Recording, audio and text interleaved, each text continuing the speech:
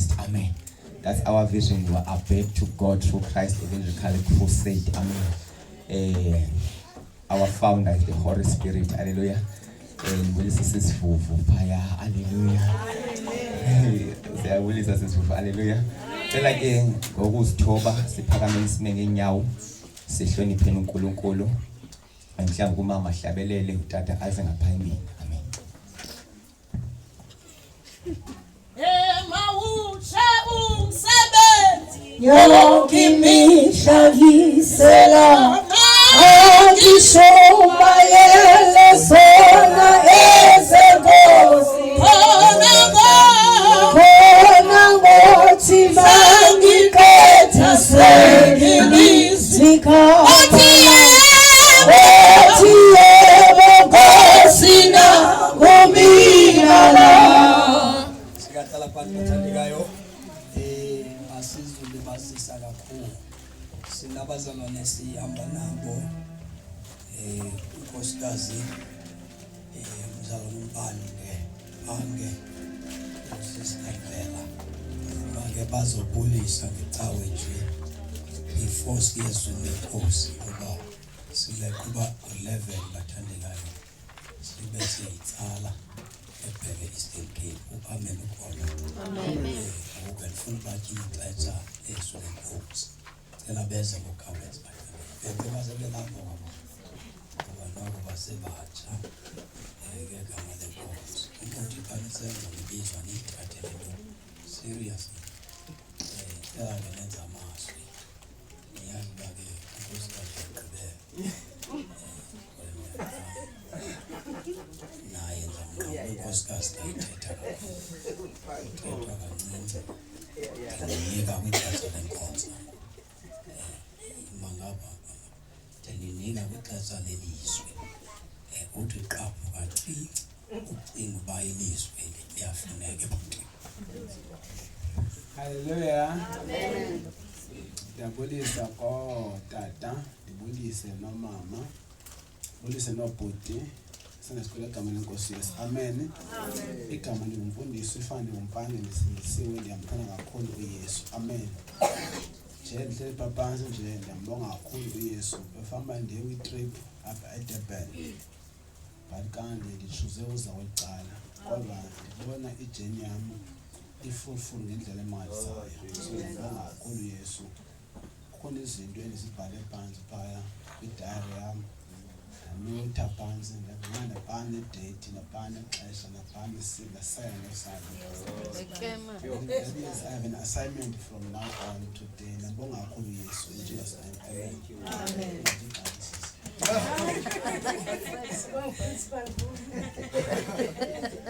Hallelujah. Hallelujah. Amen. Amen. Hallelujah. Hallelujah.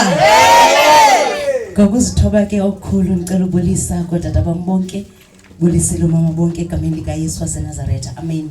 Ndibulisile abantu abatsha Sunday school egameni lika Yesu Kristu waseNazaretha. Amen. Hallelujah. Igama lami ndinguAmanda. Ifani yami ndingundlela. Hallelujah. Ndisindisiwe. Ndamkela uYesu, ndaxolelwa izono. Hallelujah. Ndiyambulela ke uYesu kakhulu ngokundivulela umnyango wokuba khona phakathi kwenu. Hallelujah. Kuninzi endikufumeneyo. Amen. Ndimbone uThixo transforma impilo yami ngendlela engummangaliso. Hallelujah. Amen. So andizisoli ngokuba khona phakathi kwenu futhi andiyithathi kancinci imfundiso ewe apha kule ndawo phezu kwenhloko yami. Hallelujah. Ndinento ethi apha enhlizweni yami ukuba ndisuka apha ndiphinda kutsolo andingeke ndifike ndifana nalowa muntu ebengike ndinguye. Amen. Hallelujah. Izolo ndisikelelwa ngu-Opa umkhulu uthi kum silapha phandle uyandibuza uba ndingubani igama lami. Ndimxelele ke igama lami uba ndingubani and he was like, yo, do you know the meaning of your word? ndingaphenduli andixelele iminingi yegama lam. Uqala walitsho nami ngesiGreek, walitsho ngesiArab, walitsho kodwa utsho ngelanguages zabanintsi ndiqonda uba he kuyo yonke ke lento beyitsho kule miningi yegama lam.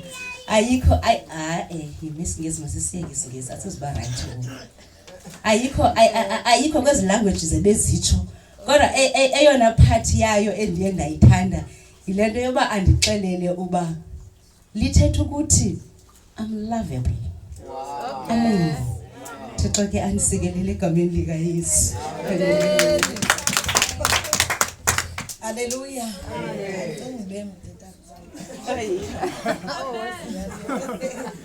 Ake umntawethu kangiphala nalo uqale. Kanti le ngakuthiwa mangithi intoni umcala uba ngenigqibe nomzuzu xa ngilazoma. Ndiyabulisa kotata, ndibulisa omama, ndibulisa abantu abatsha obhuti nosisi nabantwana abancinci ngelihle igama lenkosi uYesu. Amen.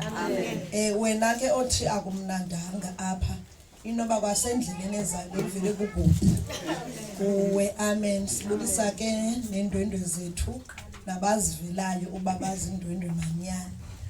Utata wayeqhele ukuthi xa atye izinto zakhe efika emzini uba ngomphi umzi athi vova mzimba usekhaya nalapha. Ngoku ke nani ngasaza ningayivovisa imizimba yenu nizixelele ukuthi apha kusekhaya. Ndiyamthanda uYesu ke bangcwele kakhulu. Besine conference yabantu abatsha bidibanisa iWillowvale neDuke. Besine sithethi besuka apha eMossel Bay ubrother Gulwa nezinye ke izithethi noSisi Amanda naye lesinye zazo. Emva kwalo conference kwakho iconference edibanisa umzi mkhulu necasino. Emva kwaleyo ke iconference kwaba yilena iconference. Kulo conference yasemzini mkhulu nasesicasino esinye sezithethi ebezisikhona phaya ubrother Mpangi. Amen. Ngoku ke xa akho impangi phaya nami ndikhona ubuye endisezela ke ukuthi hey kube njani bendikho ke eWillowville naseDutywa. Amen. Ndaphoswa ngulo mhlangano waseCasino ngoba ubuhlangene naye ndawo utata bezawushumayela kuyo iconference yabantu abatsha kwelinye ibandla. Amen. Xa ndiyijonga ke lemihlangano yomithathu ndifumanise into okubana lona umhlangano umkhuma manyana. Nina ningawazi amathanga asemakhaya. Kukho elathanga uthi xa ujonge ngaphandle ulubona uba elina hayi limkhuma alidingi nje kwakuba ube uthela neswekile. Siyabulela ke kubantu abatsha balapha abaye bathandaza ukuze umthandazo wabo inkonzo yabo ibe successful ngolhlobo. Siva ubumnandi bukaThixo apha. Iphimbo lakhe livakele kwangolwesihlanu. Uba likhona thina endleleni esuka Port Shepstone ukuzofika apha. Utata ebesithi uthe xa ethandaza siphuma elisisi wathi ba nimamele kakhulu wathi inkosi ndicela ke uba le diesel yale moto usibalayo lungihli. Sihambile nyani ke kuzo zonke izidolo zingabazishumi na esizihambileyo noko inkosi yangecala ayidangi yehle sithe xa sijonga hayibo usibala usephaya sibe sesihambe ngohlobo. Ndizama ukuthi ke lo mhlangano uthandazelwe kakhulu. Siyambulela ke kakhulu uThixo ngoba yonke lonto ibingeke kube khona xa ungathandazelwanga lo mhlangano. Siyambonga ke uThixo uba kube khona abantu abatsha abakwaziyo ukuthwala umhlangano wabo. Apha ke kukho izikhukukazi I think only 2 ezalapha, only 1 ePladen, only 2 ePladenburg Bay, only 2 eMossel Bay. So siyabulela ke bomama bam ndiyaqonda ba abasisi nababhuti balapha bebengasoze kaloku bathwale into tu ngaphandle kwenu. Basazawuzitsholololo nabo ndiyakholwa. Siyambulela uThixo. Inintsi ke into esiyibonileyo ethi noko iMossel Bay le kuyasetyenzwa akukhonzwa nje kuphela kodwa kukhonziwe nelihlo likhona lokujonga uba izinto zihamba ngendlela. Bendibuka i-decoration yenu uba kuthi intle niyayibona. Sorry ke wena uqhele singaphezulu kwezima. Intle ideko yenu yonke nje into ndiyibona iyondelelene. Uyayibona itafile yakhona kwamanzi athe bucala. Yonke into iyondelelene apha. Lonto ithi kukho umuntu omtsha xa angekho umuntu omtsha osindisiweyo wafumana amandla kaMoya Oyingcwele uba dom. Ukuba bandisebenzise lo gama ungafika ehlele endlini igcwele inkunkuma indlu le ilala yena. Lo muntu omtsha ongahlelwanga ngoba amandla kaMoya Oyingcwele awenza ukwazi ukubona into emdaka ungahlali endlini ukho into emdaka. So siyambulela ke kakhulu uThixo ininzi into esibona inhle kakhulu eMossel Bay nasePlate. Sibona abantu bekhula, abantu abatsha ngokukhula. Sibona otha bekhula, zange ndibone otha mina ephethe inkonzo. So siyambonga uThixo, sibona manyani uthi besithi uTata uKomi hey hayi lithina la gama lisebenzisile mandingalitsho kodwa ke naye ebetsho lento endiyitshoyo uba hayi uotha nyani ikho nto yenzeka apha kuye noba ndiyambona uhleli phi. Siyambonga kakhulu uThixo kakhulu konke kube kuhle bangcwele. Inkosi ke mayinisikelele. Amen. Dangiya umuga ishiye nomhlaba ikama nenkosi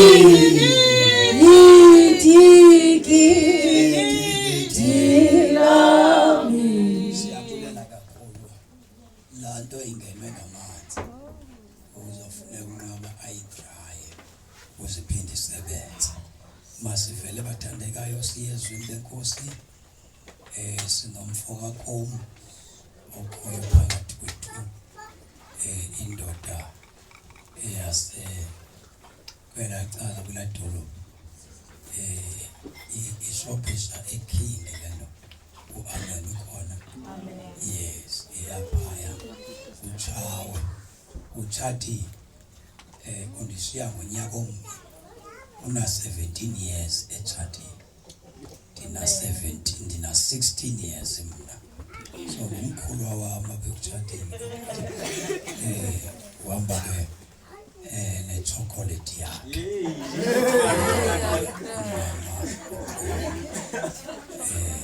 kawa ngenyawo makho umama onenhloni ufana nami nje manje nibhekile nje ndibheke kule phepha andiyanoyika mangenyawo mama bawubabheke kancinci ulinganise mna ubabheke kanjani. Yes, ubama uKomi ke lo Tata uKomi uzophakama uyabona bonxibe unavy uyancikizwa xa utshadile uyazonxiba kanjani Amen ukhona. Yabona hamba ngifaka into angathi kugolide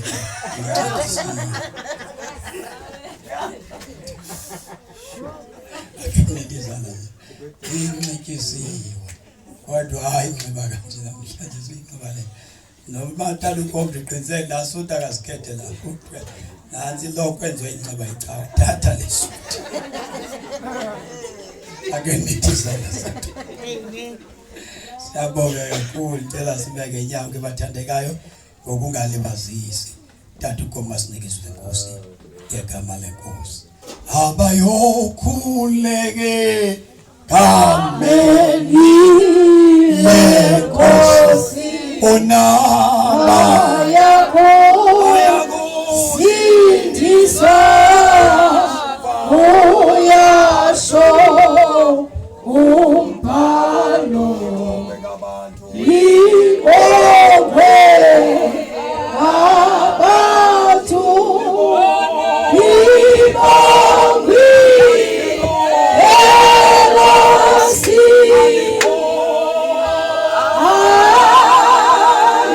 aliko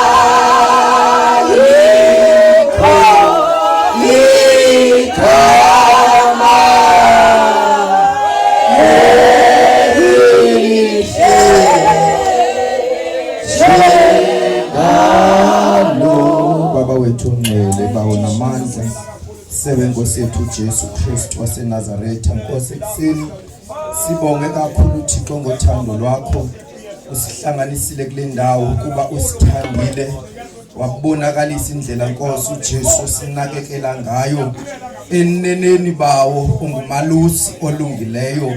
Baba wethu nasekuseni sizinikele impilo zethu kuwe ke thatha udumo lonke ngegama lika Jesu Kristu waseNazaretha. Amen. Hallelujah. Malibonge igama lenkosi. Igama nguDumisani ngwakwaGom Ifani sindisiwe. Ngiyayithanda inkosi uJesu yandenzela inceba. Hallelujah. Malibonge igama lenkosi. Khona umhlabelelo enandiwucula ndiwuthanda kakhulu ndikhonza Apostolic Faith Mission lapho ndathola khona ivangeli. Hallelujah. Uthi lo mhlabelelo ndingumfokazi apha emhlabeni ubese usithi ndifuna izulu ikhaya lami. Hallelujah. Uthi noma inkathazo zisendleleni kodwa ngizophumelela ngoJesu wami. Malibonge igama lenkosi. Yawuthanda kakhulu uthi xa uqhuba uthi useceleni useduze nami. Malibonge igama lenkosi. Uthi ubheka njalo ukuhamba kwami. Hallelujah. Sihamba nje sibhekiwe. Ukhona ohamba nathi. Ubheka ukuhamba kwethu. Hallelujah. Ubheka ukuthetha kwethu. Ubheka ukwenza kwethu. Malibonge igama lenkosi. Uthi ke itheme yalenkonzo yabantu abatsha apha eMossel Bay. Hallelujah.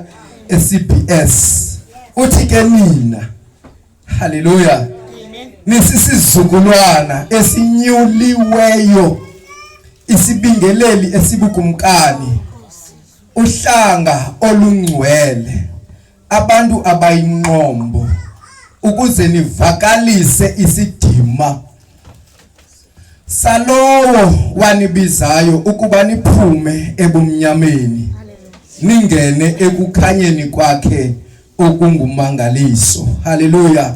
Ke nina nisisizukulwana esinyuliweyo. Hallelujah. Isizukulwana sinyuliwe asizinyulanga. Malibonge igama lenkosi. Lo onyuliwe akaphili impilo yokuzinyula kodwa unyuliwe. Akayenzi intando yokuzinyula kodwa uhamba intando yomnyuli. Lo ongumnyuli nguKristu. Malibonge igama lenkosi.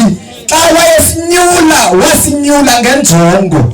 Ukusinyula kwakhe wasinyula wathi thina sisizukulwana esikhethiweyo.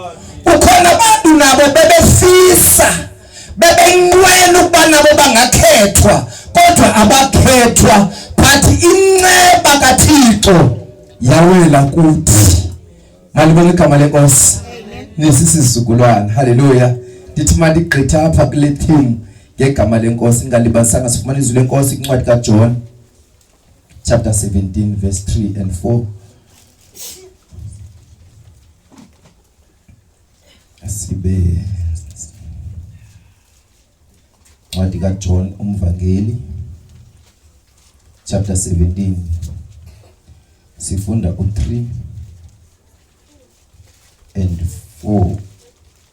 Siya ku 1 John chapter 5 verse 18, 19, 20. Sithandazini utata bahambe singalibazisanga igameni likaJesu. Verse number 3. Uboke ubomi obungunaphakade ukuba bakwazi wena ukuphela koThixo oyinyani naye uYesu Kristu omthumileyo. Eluthandaza itata. Sikelela Nkosi izwi lakho kulabe ngegama lenkosi yethu elithathu ngebuya kwimile phambi kwethu sebenzisa yona ukuze sive wena kuyo ngegama lenkosi yethu Yesu Kristu. Amen. Hallelujah. Malibonge igama lenkosi. Hallelujah. La nguYesu. Malibonge igama lenkosi. Usemthandazweni. Kukhona ukupreacher belibakhona ixesha uJesu ame kubafundi bakhe ashumayele abafundise, but apho Yesu uyathandaza ngumthandazo. Umthandazo ucacisiwe kule ndawo ukuthi xa sithandaza siyanxusa, yi-communication between umuntu noThixo.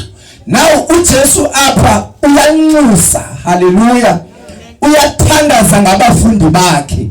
Abafundi bakaJesu libandla namhlanje, malibonge igama lenkosi.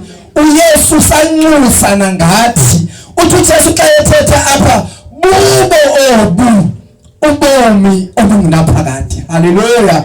Uthi ubomi obungunaphakade ukuba mabazi wena okuphela koThixo oyinyaniso, haleluya.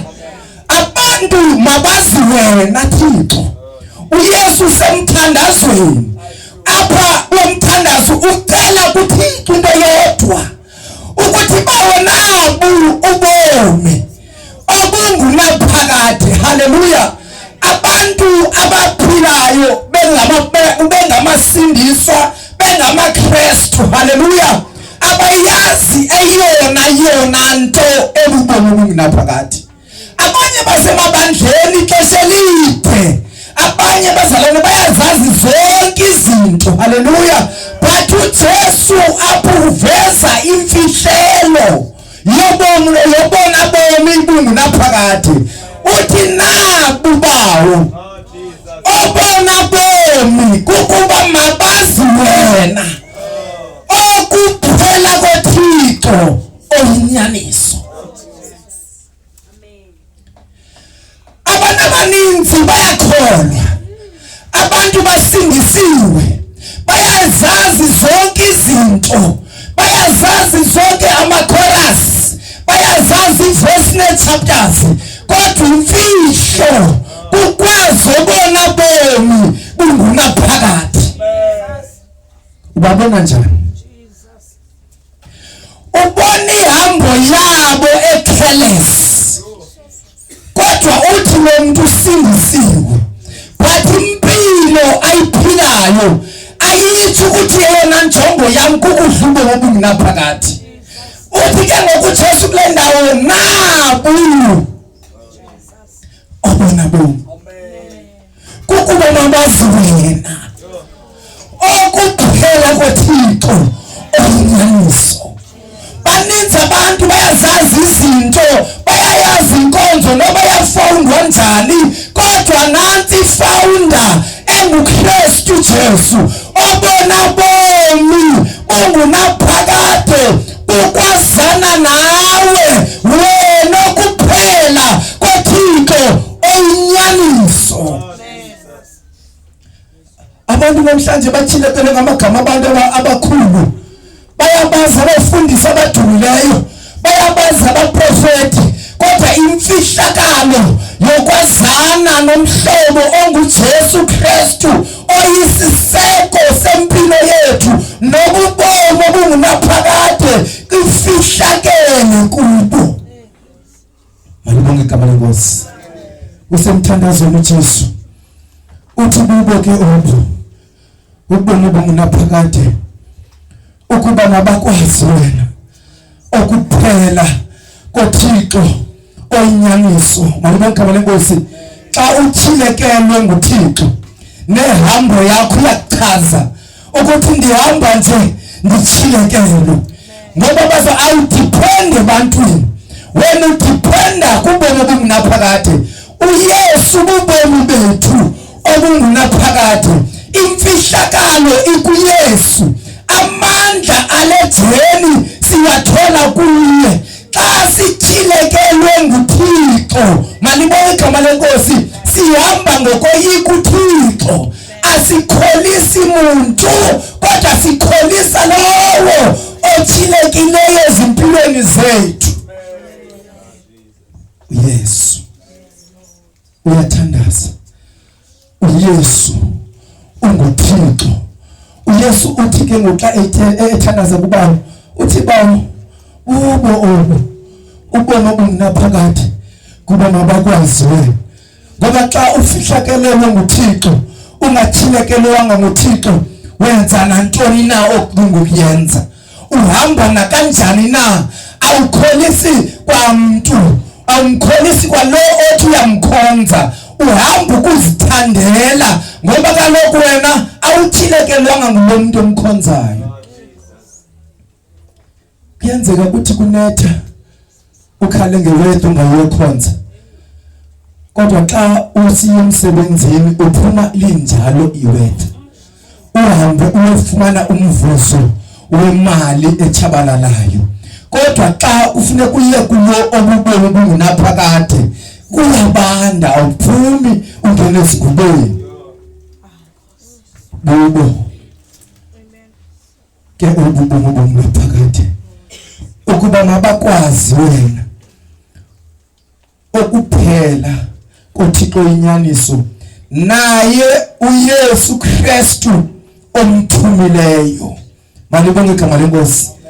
Lento ayiphelele kwazini uThixo, kodwa wazi nalo othunyiwe uKristu Jesu. Malibonge igama lenkosi. Xa usazi lo othunyiwe, usazi uThixo, impilo yakho iba balanced. Ngoba uYesu nguye sicelela umoya oyingcwele. Umoya oyingcwele akahlala emzimbeni ongcolile. uYesu ufika akline imizimba yethu ukuze umoya oyingcwele angakwazi, angaxakwa kukuzohlala emizimbeni yethu. That is why kudingeka sazi yena. Yena xa simazi uza kusifundisa intando kaBawo, ukuba uBawo uphilelwa kanjani. Xa kucela umoya oyingcwele kube lula ukuhlala because ufika etempileni eseyiclean, angastruggleishi umoya oyingcwele. Nawo kukho amaKristu ngokwabala iminyaka abali services esindisiwe but do umoya oyingcwele. Lama Kristu ngawo avale lama Kristu amaninzi bangasindiswa ngezenzo zawo, ngehambo yawo. Bathi abantwana bakaThixo bona besibekhona, bathi bayakhona for years, kodwa baphakathi ebandleni bane crash. Kukho umuntu amjongileyo omncwasileyo lapha ebandleni. Ibandla likaThixo liyajobhana lodwa. Abantu bathi basindisiwe but umzimba kaKristu uyancwasana. Bazalwane, asikwazi ukujobhana singabantwana bakaThixo. Asikwazi ukungcolisana. Masingajobhanini ngoba sibizelwe ebungcweleni kulo sibizileyo. 1 John chapter 5 verse 18. Siyazi ukuba bonke abazelwe nguThixo aboni. Hallelujah. Uthi uJesu ngapha uthandazela ukuba bawo mabakwazi. Naw uvela apha umpostili uJohane uthi eqala uvula umlomo ku verse 18 uthi siyazi. Hallelujah. Ukuba bonke abazelwe nguThixo uthi aboni. Hallelujah. Xa usazi, that is why uJesu bethandaza nje. Uthi uthandazela uba mabazi uThixo oyinyaniso. Xa sele usazi kunezi zinto ezizawuthilwa ekufanele ukuthi wena ungazenzi. Uvela sithi siyazi. Malibonge igama lenkosi. Ukuba bonke abazelwe nguThixo aboni. Awuzalwanga yindoda, awuzalwanga ngumfundisi, awuzalwanga ngumpostile, but abazelwe nguThixo aboni. But siphila kwi-generation lapho kona nabapostile, lapho kona nabaprofeti, kodwa bathi ngababonga abantwana bakaThixo, but uthi lo umpostile uJohn uthi siyazi. Siyazi konke kuzelwe nguThixo akoni. Malibonge igama lenkosi. abazelwe nguThixo aboni. Verse okay, qhubeka sisi. Usuke athi lowo wazalwayo nguThixo azigcine. Hallelujah. Amen. Xa uzelwe nguThixo yathini? Uyazigcina. Ugcina ngumfundisi. Ugcina ngumfazi. Hallelujah. Bazalwane, xa ungumuntu omtsha uyazibalekela inkanuko zobutsha. Ngoba lento yobalekela abafazini izuzu inqamla inkanuko. Ubanga banuthe wabaleka inkanuko wathi uzibalekele emfazini, uzathi usemfazini inkanuko iphinde ivuke. Ngoba uyanga usiwa nguThixo emfazini wena usiwe zinkanuko. Hallelujah. Bantu bonke igama lenkosi. Now uthi ke ngokwapha xa ethela lompostile uthi wazelwe nguThixo uyazigcina. Yena azigcine. Hallelujah. Akagcina umuntu ngoba uthatha umfundisi uyahamba, but into ngokisala kuwe wena ozelwe nguThixo, it is your own responsibility ukuthi